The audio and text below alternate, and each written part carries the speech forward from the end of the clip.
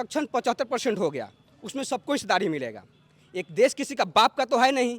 हिंदू मुस्लिम बांटते हैं, बकवास करते हैं।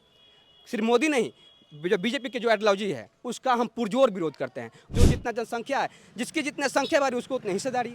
हम तो कहते हैं कि पूरे भारत को, पूरे तमाम जितने भी भारत में राज्य है, सभी सरकार को महागठबंधन सीखनी चाहिए। में जो महागठबंधन का जो सरकार पिछले 6 महीने से जो कार्य कर रही है, इसको हम सैल्यूट करते हैं। जातीय जनगणना की जो बात है और ख़ास करके जो आरक्षण की बात हो 75% और रोजगार जो शिक्षा में शुरुआत हुआ है, तो 6 महीने काम के वो हम बहुत सराहते हैं, मतलब बहुत सराहते हैं, एकदम वहाँ सैल्यूट है। 90 के दशक में जब नीतीश कुमार, लालू जी और रामविलास पासवान, तमाम ऐसे नेता जेपी आंदोलन से निकले थे, उनका एक सोच था कि शोषित वंचितों का हम आवाज़ बनेंगे।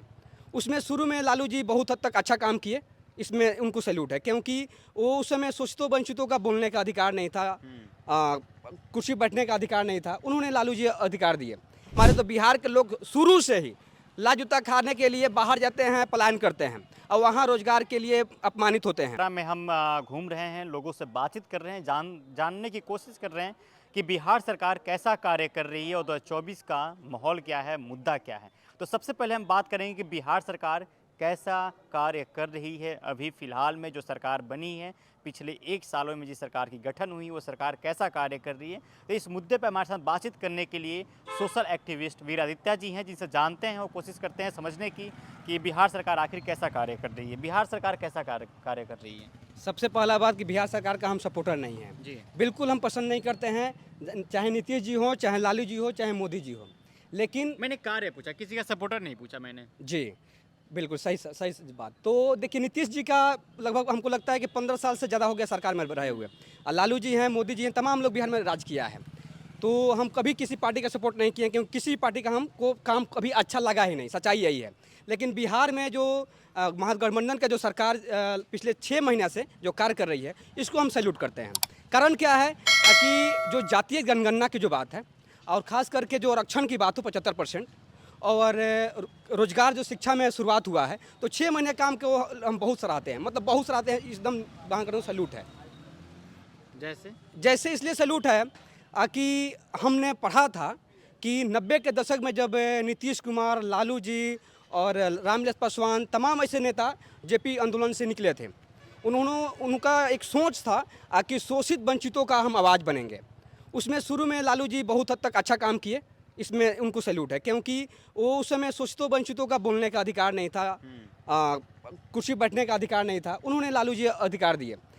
और नीतीश जी भी उसी आंदोलन से निकले हुए हैं, उसी बात से। तो उनका भी कार्यकाल बहुत रहा बिहार में, लेकिन हम कभी उनके कार्यकाल से प्रसन्न नहीं हुए थे।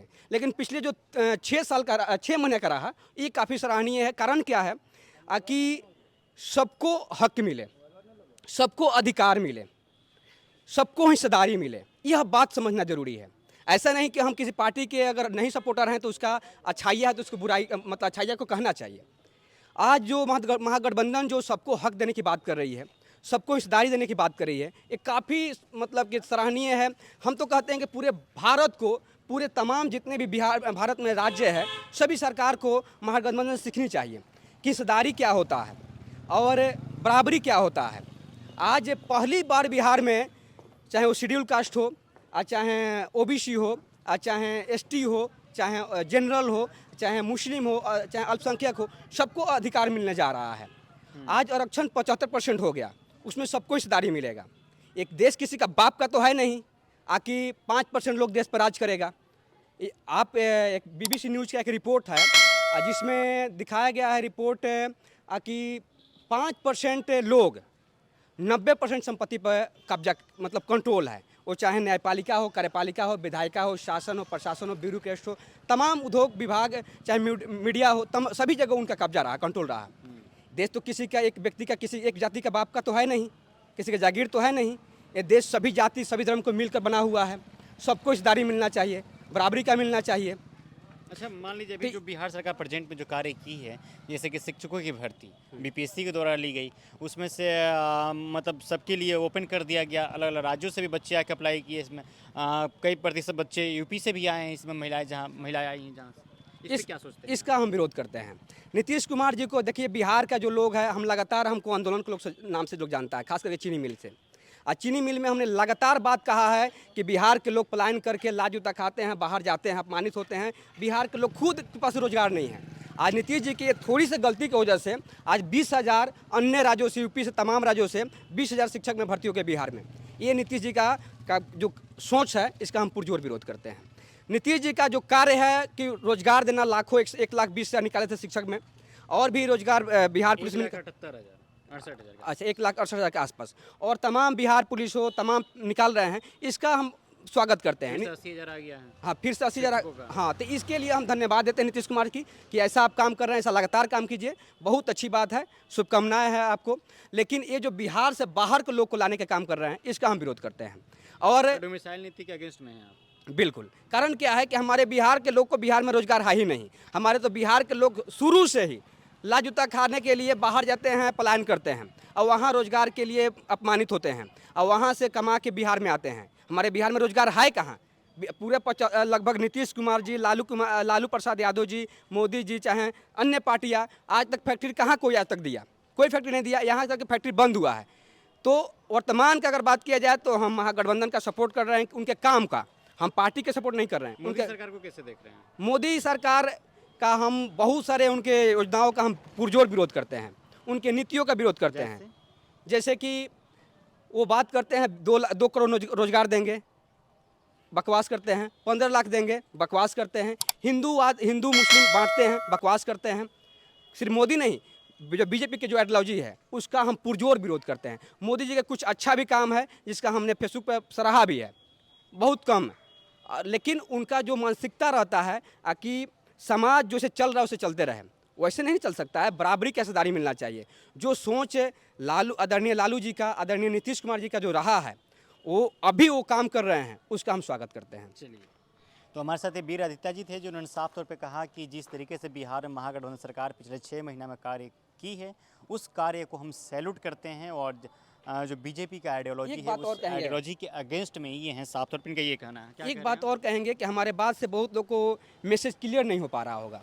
जो जातीय जनगणना जो है, इसका जो दुष्प्रचार किया जाता है पूरे देश में, पूरे बिहार में, महागठबंधन के विरोध में, वो दुष्प्रचार इसलिए किया जाता है कि जाति का गिनती हो रहा है कि यादव 14% हो गया, चमार 5.3 हो गया, दुसाद 5.3 हो गया, अन्य राजपूत, भूमियार, ब्राह्मण, डोम, मुसहर, इतना संख्या हो गया। तो जाति की गिनती सिर्फ नहीं हुआ है, वो एक भ्रम है। उसमें ये भी गिनती हुआ है कि चमार के पास कितना ज़मीन है, चमार के लोग कितना शिक्षा में है, कितना रोजगार में है, कितना मीडिया में है, कितना शासन में है, कितना प्रशासन में है, कितना राजनीति में है, कितना उसके पास धन है, धरती है।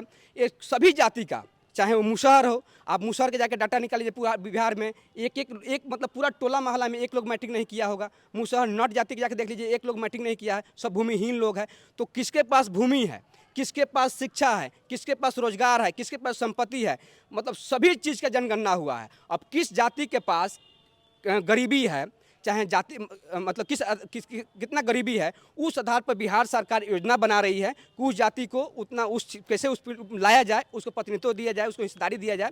ये सब काम हो रहा है। तो जनगणना से ये फायदा है, वो दुष्प्रचार किया जा रहा है, वो गलत है। और उसके बाद जो आरक्षण का जो बढ़ाया गया, इससे क्या होता है कि सभी जाति को, सभी कैटेगरी को, सभी धर्म के लोगों को अब हिस्सेदारी मिलेगा, वो चाहे कोई फील्ड हो देश का, क्योंकि देश सबका है।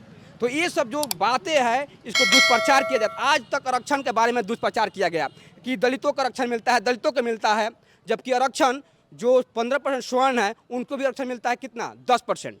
आज ओबीसी की जो संख्या है 65% है, उसमें उनको आरक्षण कितना मिलता है, बहुत कम मिलता है, 27% मिलता है। तो सबसे मूर्ख कौन है? सबसे ज़्यादा ओबीसी के लोग उसमें परसेंटेज ज़्यादा मूर्ख हैं। जो उसमें लायक लोग हैं वो आवाज़ नहीं उठाते हैं, जो नालायक लोग हैं वो चुप रहते हैं। आज जो शेड्यूल कास्ट के लोग हैं, आज 20% संख्या हो गया, तो उन लोग को अपना 20% अधिकार मिलेगा, सबको मिलेगा। जो जितना जनसंख्या है, जिसकी जितना संख्या बारी उसको उतनी हिस्सेदारी। तो आप इनका साफ तौर पे जाति गणना जो हुई है बिहार में, उस पर भी इनका मत अब सुन सकते हैं, समझ सकते हैं कि इनका इस पर क्या ओपिनियन है। चलिए, बहरहाल इस खबर में इतना ही। मेरा नाम आदित्य, आप द पंचायत देख रहे थे। आप इस वीडियो के बारे में क्या सोचते हैं, कमेंट्स करके बताइएगा। चैनल पर नए हैं तो सब्सक्राइब कीजिएगा।